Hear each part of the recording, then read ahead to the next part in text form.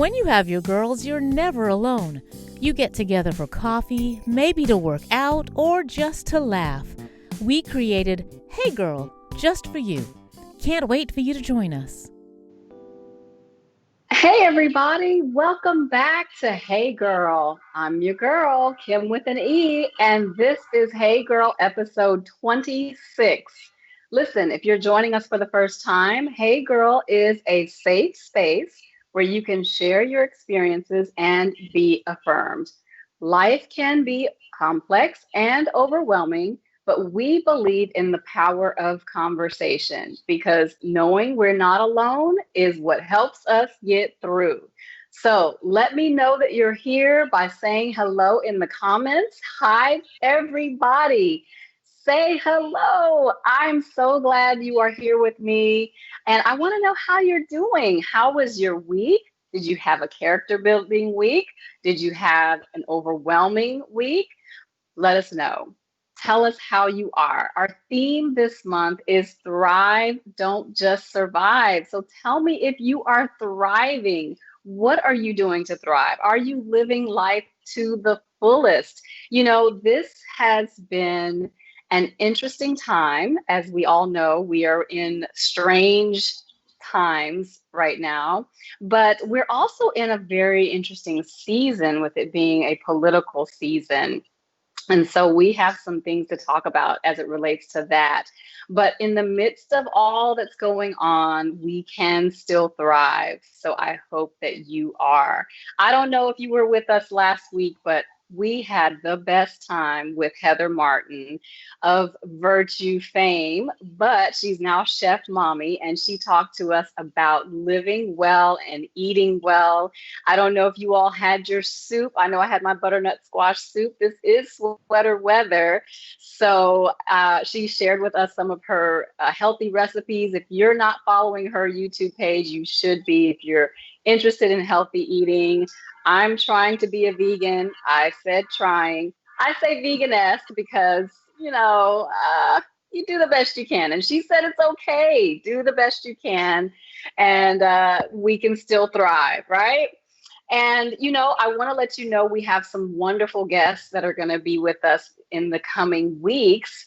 Next week, I have a new friend to introduce you to. Her name is Kelly Parker, and she is a confidence coach who wrote a book for people who are feeling stagnant in their walk with God and want to go to the next level. Talk about thriving spiritually. That's what we're going to be talking about next week. And then, guys, save the date, October 31st. That's right, Halloween might be a scary time for some, but it's going to be so much fun right here on Hey Girl because, yes, the moment you've been waiting for, we're bringing back the marriage episode. So make sure you're here. We're coming back together with the crew to talk about marriage. So make sure you are in this place.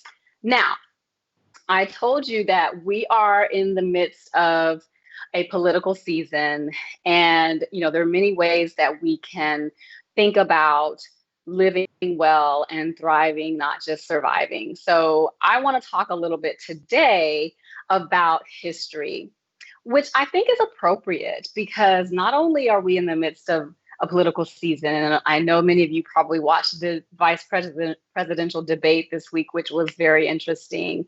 But this is also a holiday weekend, right? Holiday weekend for some anyway. But what are we celebrating? That's the question. What are we celebrating? Monday is known in the United States as Columbus Day in our country. And the question that I wonder about is what is the significance of that holiday? And there is a lot of conversation right now about how we should frame our history and what we should praise and what we should forget, right? What we should remember and how we should remember it. And so, my question as we think about how we thrive, not just survive, is what do we do when our past is still present. And of course, each one of us has a very different relationship with that past, particularly in this country. And so it's kind of a heavy topic, but I have the perfect person here today, rather, to talk about that and to unpack that heavy topic with us. And in particular, we want to talk about uh, how it, how we right here in the Huntsville community are doing something and inviting you all to do something in particular. What our obligation here in this community is for that remembering of the past. So let me introduce you to my very good friend. Her name is Patrice Thomas Conwell, aka Patti. She works as a freelance writer, editor, teacher, and public relations consultant through her company, PT Communications LLC. Prior to starting her business, she extended her PR knowledge and experience into teaching PR and communication courses for 20 years at Oakwood University. She resides in Huntsville, Alabama with her husband and adult son. Oh, do we dare say adult? I Visit her know. website. I know, oh my gosh. Visit her website at www.ptcommunications.biz. And please welcome with me my dear friend, Patti Conwell. So glad to have you, Well, Patti. thank you. Thank you. Yay. And thank you for the applause. Hey, girl. Yeah. Hey, girl. So glad to have you. Yeah, so we go way, way back. Patty is like a big sister, honestly, I and was our going to say families way have back. way back. Our families have Hmm. known each other since Long before I time. was born. And yeah, so lots of family connections. And it's so funny. I'm Hmm. like clutching the pearls as we talk about your Jude, the I know. adult My son. adult son, truly That is adult, hilarious to even think about. But isn't I it? mean, they don't say babies, unfortunately, They don't. They as much don't. as But we you would know what? I was to. going to say, as they get older and the relationship changes, it's still cool. It's very cool. Yeah, it just that's it. The relationship just changes. They Hmm. in your heart they're always going to be your baby, but you just have to adjust to the new relationship Right. that you have as they become adults. Exactly. Exactly. Yeah. So, I'm trying to think where to begin this conversation. I guess maybe to begin the conversation, I want to maybe talk about how you let's since we're introducing everyone to you, maybe we should back Hmm. up and just talk a little bit about some of the experiences that you have had in your career prior to coming to the work that you're currently doing, and then let's talk a little bit about maybe some of your thinking as it relates to some of the things I was talking about when I Okay. you. So Okay. let's just talk a little bit about Patty first and your experience in the field of public relations, because that's your expertise. And just share a little bit about how you came to do the work that you do right now. Okay. So I got into public relations kind of through the back door. I have always had a passion for writing. And at the time that I was in school, journalism was a dying discipline. And of course, my dad, being the wise man that he is, thought that, that wouldn't be a great career to try to get into when, and I don't know who's listening who might remember this, but way back, a lot of your metro newspapers had two editions. They would print a morning edition and they would print an evening edition. And back in the 80s, when I was in school, they had closed down the morning edition or the evening edition, and they only would do one. And so that kind of gives you the idea of what Wow. the whole economic stability of journalism was at the time. So anyway, he was like, you know what? I don't think that's a good thing for you to go to. I had while I was in school at Oakwood, had also gotten my hairstyling cosmetology license. Oh, And so he was yeah. like, business, that might be a good thing if you ever want to open up your own salon business. So I listened like the good girl that I am. And it was like the worst year of my life. I hated business.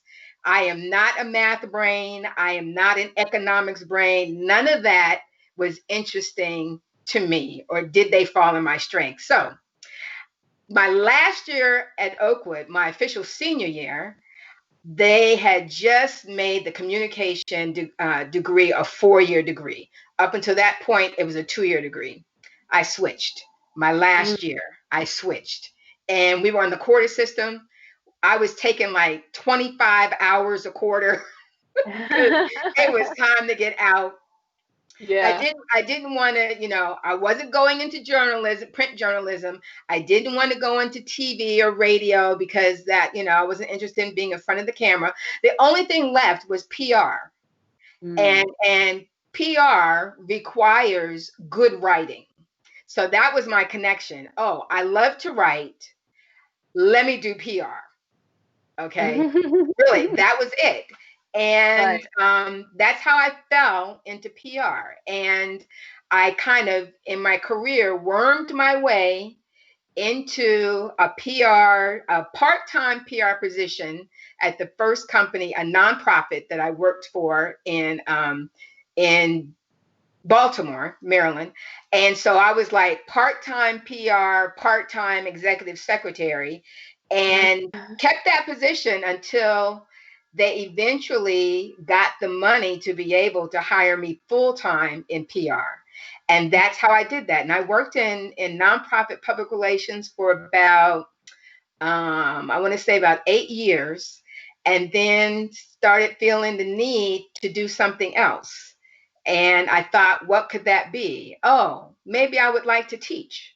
And what would I teach? Well, I want to stay in the PR field. What would I need? Oh, I would need a master's. So that's how that ball got rolling. Mhm. And because my public relations training in undergrad wasn't very strong, I got my master's in public relations. Mhm. And from that point, came to Oakwood, redid their whole PR curriculum, and really made it a strong curriculum. And when I left, I was very proud of that. And but taught there for 20 years and decided, okay, it's time to do something else and explore my passion for writing, which Yeah. is what I have always loved and I've always wanted to do. And my husband was like, okay, we'll try that. We can, I'm going to support you in that. And so that's what I've been doing really for the last 3 years. But PR is always still in my blood, Yeah. and thus I have opened up, for different people who need some PR consulting. Um, that's what I include in my business. But writing is the main thing. Yeah. And you're a Yeah. great writer. You've written a book. How do Thank I know you. that? How do you know that? Oh, let me guess. Yes, I've been blessed to be able to ghostwrite a few books. And I did write an ebook that I self-published. Nobody ever told me I might not get married. One Woman's Journey to Acceptance.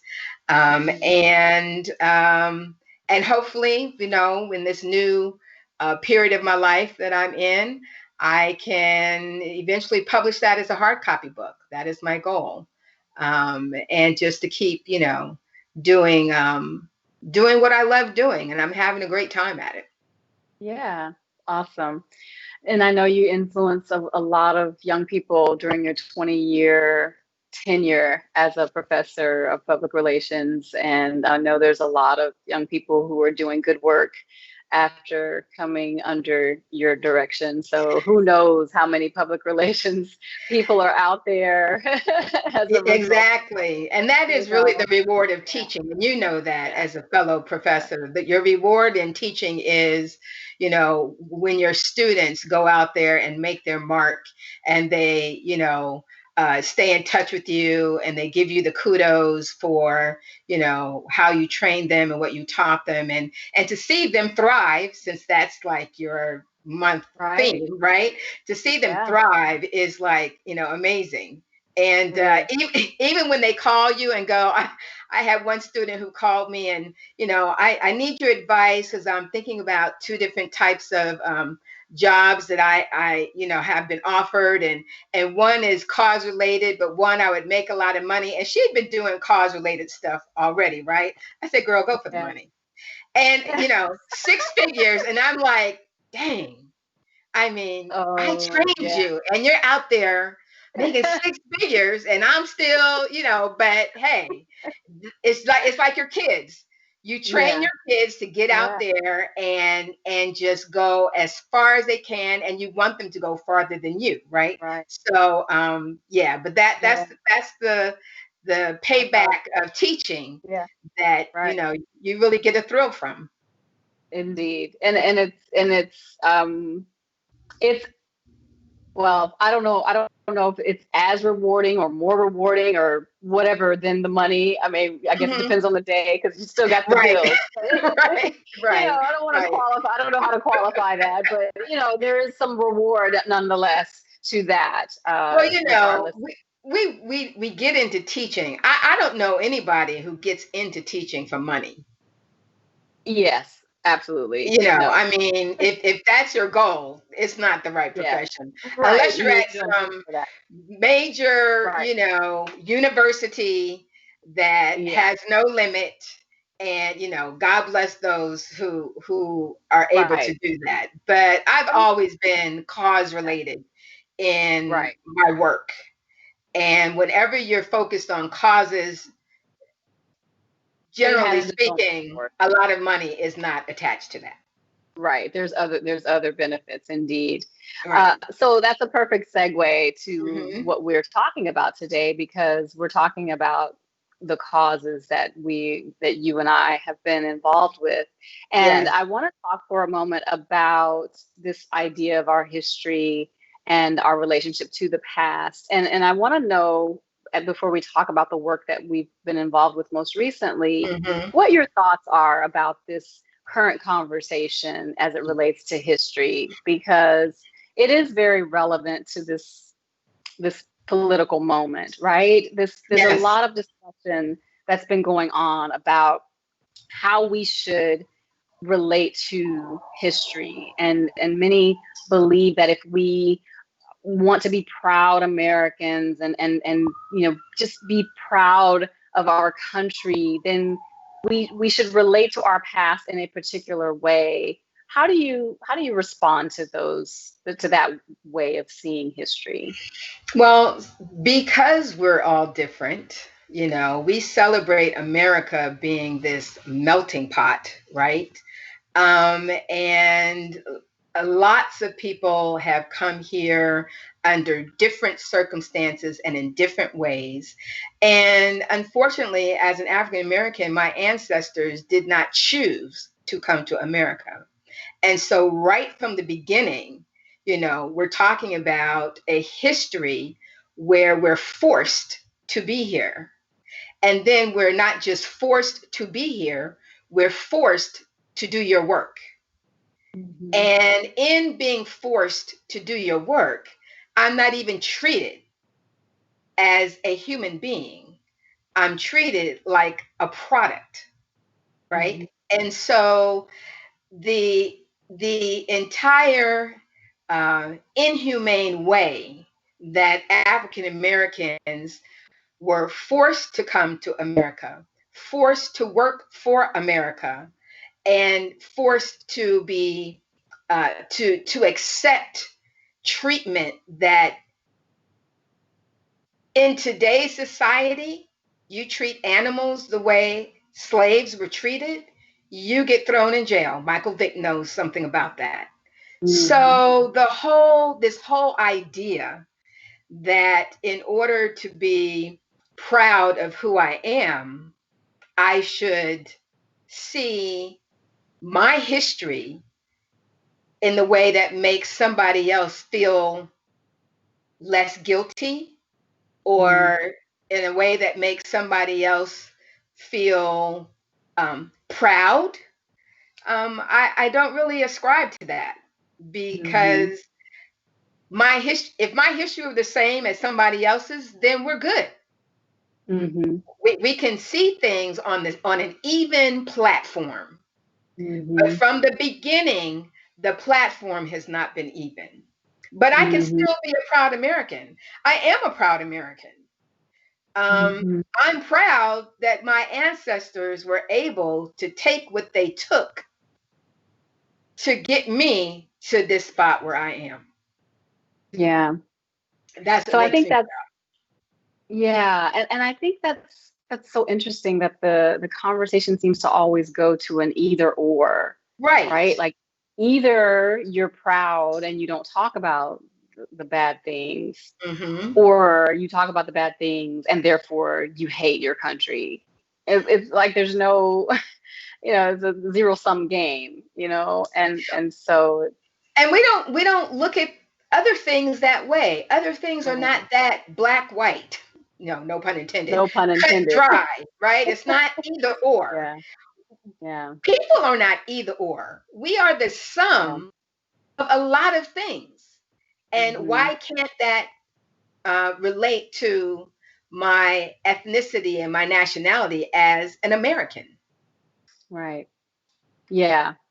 So with that in mind, then the next question is, as Christians, let's talk about what our relationship should be when it comes to our political involvement, because then there's others who say, well, I'm not a citizen of this world, I'm just looking to the world to come, right? I don't have to get involved in all this political stuff. I'm looking from the kingdom on high, and I'm not going to get involved in all that. I'm not going to vote because it doesn't matter anyway, right?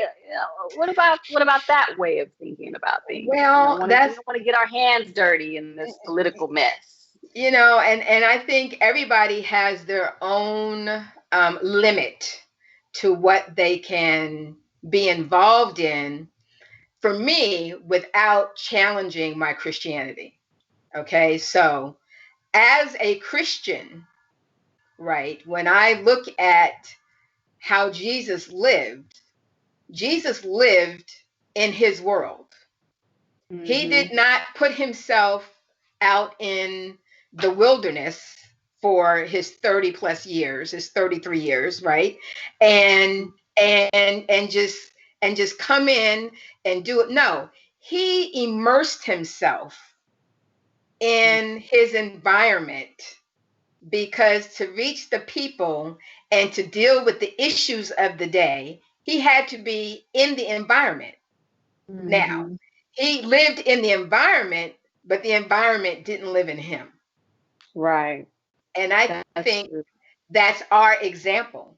Living in our environment, working in this world, being concerned about how poor people are treated, or the people who are less than, ourselves as a community, maybe not me individually, but as part of my community, have been experiencing, as you said in your opening, what do you do when your past is still present? Right. I mean, our past is not really in our past. Right. As we have seen over the last several years and months, when it comes to the racial climate in this country, it is still present. So we can't even say we can put the past behind us. We can put how the past manifested itself then behind us. Right. But we're still experiencing a new manifestation of the same thing, even in 2020. Girl, I know that's right. So as a Christian, yeah, I have a limit of what I can take in. And I have to make choices of how involved I get, or where I get involved, right? to still be current in the struggles that we have as a community. And then when I hear too many things, I've got to limit my time on social media. I've got to limit my time watching news, CNN, and all of those things, because it becomes so overwhelming that I feel my attitude changing, my anger, rising, my thoughts not particularly being Christian. Yeah. And so I think we all have to know our limits, and some people can tolerate it, better than others. And the Christianity as a community comes in. A great statement that was made in some of these protests is that, America needs to be glad that our community just doesn't want revenge. Yeah. All Right. we want is to have what everybody else has, with none of the strings and none of the hidden agendas attached. Right? We're not seeking revenge. We could. Right. But generally speaking, as a people, we have never really done that. Right. Like we could. Yeah. And the other, many would argue that there are groups out there who are being ugly, and Sure. they love talking about the protests and the rioters and those who are being violent and doing really ugly things. No, but they're I think also by and large, they're conveniently lumping everyone together. Right. And I was going to say they're not representative of the whole. And I guess the counter argument is that, because you hear this all the time, that the individuals who are committing these acts against individuals such as George Floyd and Breonna Taylor and others who have been harmed are the exceptions, not the rule. Right, because that's the argument. Because what we say is, oh, those rioters are not they're the exceptions, not the rule. And they say, oh, well, those police who beat up the motorist or who shot the individual, those are the exception, not the rule. Right. It seems to be more of a rule in our community. Right. And so the argument is, oh, it's not systemic. It's just the exceptions. Overall, policemen are good.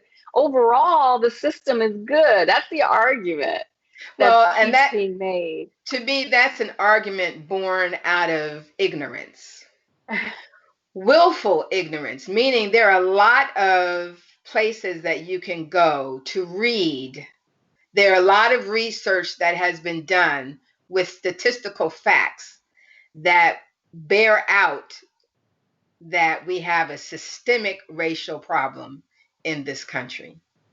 Well, I think it's a harder argument to make that it's not, considering the history, the fact that it was literally the law that African Americans were in bondage and not legally allowed to read or to own property or to vote, or so to say that these things are not still sort of that just all of a sudden one day they went away, right? So like there's clearly documentation that these things are still carrying through even to now. But I'm just saying that's sort of the rebuttal that we keep hearing. Oh, right. These are the exceptions, not the rule. But right. Yeah, clearly, you don't have a system of and a whole economy that's built on slave labor, and then just one day it stops and everything goes to equality. It just changes the methods change, the look of it changes, but it doesn't really go away. So now let's talk about the organization that we're part of right here in Huntsville, Alabama. Yes. You and I. So I recruited you to be a part of. Yes, you did. Because of your public relations background, I said, I'm a member of this organization here in town that is preserving the history of African Americans in Madison County. And they just happened to be looking for a public relations person. I thought, oh, I know Just someone, happened. happen to know someone who just kind of Well, has a I'm little glad bit you of did. experience. Yeah, and I'm glad you did. It's been a very eye-opening, enjoyable experience for me learning the history of African Americans in Wow. Huntsville. I mean, Yeah. Same for my me. family, Yeah. yeah, my family moved to Huntsville in 1967. Wow. Uh, and so, I was 6, so I was not aware of, Right. It's not you like you were doing know, any of that research back then. no, we weren't doing any research, was, sequestered on Oakwood's campus and enjoy having a ball in the cornfields and the wheat fields. Okay. So, but my parents, of course, can tell you lots of stories, of things that Yeah. they experienced during that time here in Huntsville. So for me, being a part of the organization, which started out as a bicentennial committee, which we named Completing the Story, African Americans in Huntsville-Madison County. Being able to learn a lot of the history just through dealing with Completing the Story Committee, now Foundation, has been awesome. Yeah. You A lot of know, fun. and getting to know people who are true historians like Miss Conley and William Yeah. Hampton. I mean, people who were born here and still live here, and have taken a major interest in preserving the history of African Americans in Huntsville, Madison County, and then sharing that, how we did through the foundation and how we are trying to still. Yeah. So talk a little bit about what exactly we're doing. So as you said, it started out as being a part of the centennial, Bicentennial. Hmm. bicentennial celebration for Right. Alabama, Right. which took place last year. Hmm. And we were the organization that was particularly interested in the African American contribution to the Right. history of the state. And we have continued now going forward, looking at how we can preserve the history of African Americans uh, beyond just the that particular celebration. So we Celebration. want You're to right. continue, yeah. And Yeah. so, talk about what is going on now as we continue completing the story. Well, right now there are two projects that we are focusing on, and one of we talked about quite a bit during the bicentennial celebration, and so people may have remember that we have been interested and still are working to erect a memorial that we were calling then the Wall of Remembrance, that we have since changed to the Circle of Remembrance, just because the actual monument itself will be a circle of slabs that have engraved names of slaves on them, and so that is the one of the primary projects that we started working with in the bicentennial Yeah. year, that may appear to have fallen to the wayside, but no, we are still heavily trying to bring that memorial to fruition here in Huntsville, because it's Big really project. important. Yeah, It's it's a big it's an project, big yes, undertaking. big Hmm. undertaking, and we have to do it right, and Right. so we can't rush everything, though we may want to. But Right. it was a project that started with Miss Conley when she was principal of the um, Academy for Science and Foreign Language. She was actually the first African American principal of that magnet school, and she created a service learning project for her students and her faculty at Glenwood Cemetery, and that's our second project, but I'll talk more about that in a minute. But what they did was they found a lot of unmarked graves in Glenwood Cemetery, and then began to do the research to try to discover the names of the people who were interned at the old Georgia Cemetery, which was Georgia Slave Cemetery, back in the 1800s. And when they started building up downtown Huntsville, they actually built the Huntsville Hospital parking garage on the site of the Georgia Cemetery. Yeah, I think they have like a little placard or something that they put up to say, yeah. Exactly. So, so what was Georgia Cemetery became Glenwood. And so you have all of these unmarked graves there, and Miss Conley, ended up researching her students. In fact, they found like 10,000 names that they could attach to the unmarked graves in Glenwood Cemetery. So the idea is to take these names and actually engrave them to give these nameless, faceless people some identity by engraving their names on these tall slabs of granite and then putting them in this memorial to honor their existence. Yeah. To just even recognize their existence, because that's the whole thing. At this point, they're not even known. They're not even known, and these are as all of the enslaved people.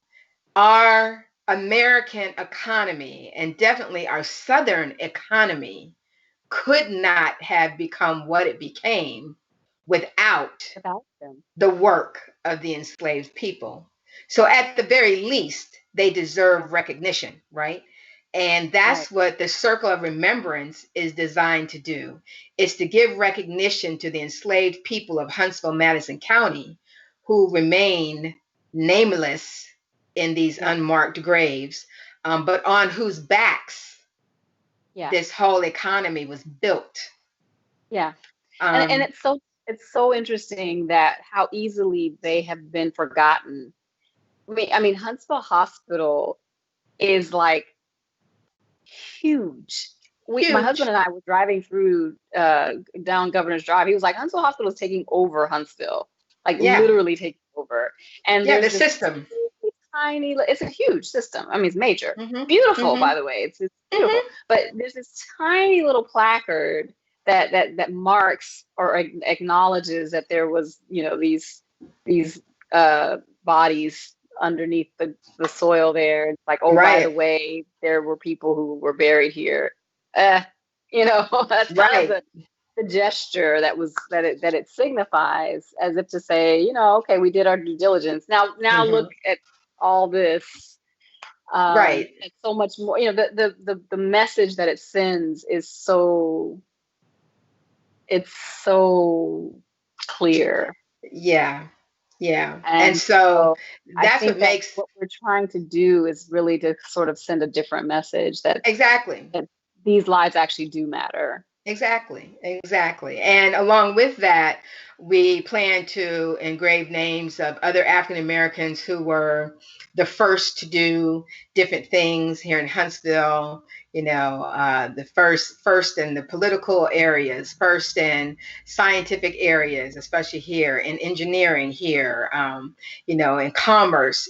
So we're also going to include those names as well on these granite slabs, and it, once we get it done, because it will be done, no matter how long it takes, it will be done. And once we get it done, it should be a wonderful memorial for the people, the African Americans who helped to make Huntsville-Madison County what it is. So that's our first project. Our second project is to beautify Glenwood Cemetery. It is in a little bit disrepair. So we want to clean up headstones, create new headstones, and really bring it up to an area that would look like, the people who are resting there, to honor them and the fact that they're interred there. So those are the two major projects that Completing the Story Foundation is working to complete. I'm excited. I think it's so important, and I think it really is way overdue. And so I'm as much involved in this organization as you are. Well, yes, more involved than I am because you're the PR person, but but I'm as still, in the you're work. giving your voice and your opinion, and you were very instrumental in our Church Street story that WHNT produced for us. So which is Yes. another great historical piece. So Yes. Yes, and I'm going to put a link to that because I think people can still watch that. I'm going to put a link to that in the comments. So if anyone's interested in watching that documentary that we were a part of, we didn't produce it, but we were a part of the research that went into it. Right, The right. organization worked with WHNT to make that happen, Mm-hmm. and we want you part of the work that I'm doing or trying to do is get the word out because I want all of you guys to know that this is going on. And here's the question for you, Patti, as we close up the show today. Mm-hmm. What can our audience do in order to make sure that these projects go forward? How can they get involved in completing the story? Get involved and stay involved, and what other information would you like to share so that they can learn more? Yeah, thank you. We definitely have a website. It is www.completingthestory.org. That's www.completingthestory, all one word, .org. And on that website, we have a description of what we're doing. And we also need people to donate. When you think about a memorial, it can't be built, by itself. It needs money. And so there will be opportunity for Huntsville community and others who are just interested in African American history to donate. And so that is one way to get involved. And when we also begin the Glenwood project, there will be some opportunities to get involved there. So the main thing is that we need the support of the community. If this is something they want to see, then reach out to us on the website, leave information, and be willing to donate when the time comes. I would also encourage people just who are interested in African American history in this region to visit the Facebook page. It's Negro History of Huntsville-Madison County, Alabama, I believe. A great Facebook page by William Hampton, who also does Huntsville Revisited. A wonderful place to see photos and to get the history of African Americans here in this region. So those two places would be great for our viewers and listeners to go to see what they can do to get involved. Yeah, and I think as we've been saying, the past is still very much part of the present. And so sometimes just knowing is a start. Just being aware of our history is a place to begin, because then you become energized and start realizing how relevant it is. And that a lot of times is when you sort of know what the next right thing is to do. And I think that's what kind of got us going. And there's no forgetting your history, no forgetting the past.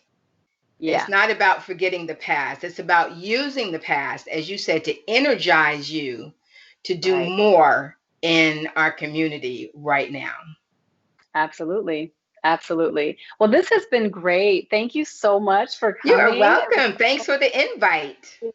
Absolutely. And so as we shift to the close, I couldn't help but think about the relationship that African Americans have always had as we read the Bible to the children of Israel, and how we sort of align our experience with theirs when they were when they went into slavery and they were at the mercy of Pharaoh and in Egypt. And so the scriptures for us this week come from that time period. And I'm just going to read these three verses of scripture. The first comes from Deuteronomy 7:18, and it says, "Do not be afraid of them. Be sure to remember what the Lord your God did to Pharaoh and all Egypt." And then Deuteronomy 8:18 says, "But remember that the Lord your God gives you the power to gain wealth in order to confirm his covenant he swore to your ancestors." And 1 Samuel 7:12 says, "Afterward, Samuel took a stone and set it upright between Mizpah and Shin. He named it Ebenezer, explaining, 'The Lord has helped us up to this point.'" And I feel like all of those verses together say to us, even today, that yes, we maybe were enslaved at one point, and yes, maybe we did have hardship in the past, and maybe there was a Pharaoh in Egypt who kept us down, and maybe even sometimes today we may feel as though we are under his thumb. But the reality is that just as God did for the Israelites, he does for us and has done for us. He has brought us through, and he will continue to bring us through, and he has promised us. And so what I love about the circle of remembrance is that it's like that stone of Ebenezer. We can say, to this point, he has brought us. And it is a remembrance. It can and will be a remembrance of where he has brought us from. And each time we see it, we can remember that the same God that has worked in the past to bring us through trials and tribulations is still on the front throne, and he is still working, and he will do it for us as well. That's it. Let's just keep that in mind, ladies. We can thrive, not just survive. And so I hope that you all have a wonderful week. Don't let the hardships get you down, and we'll see you again next time. God bless. Bye.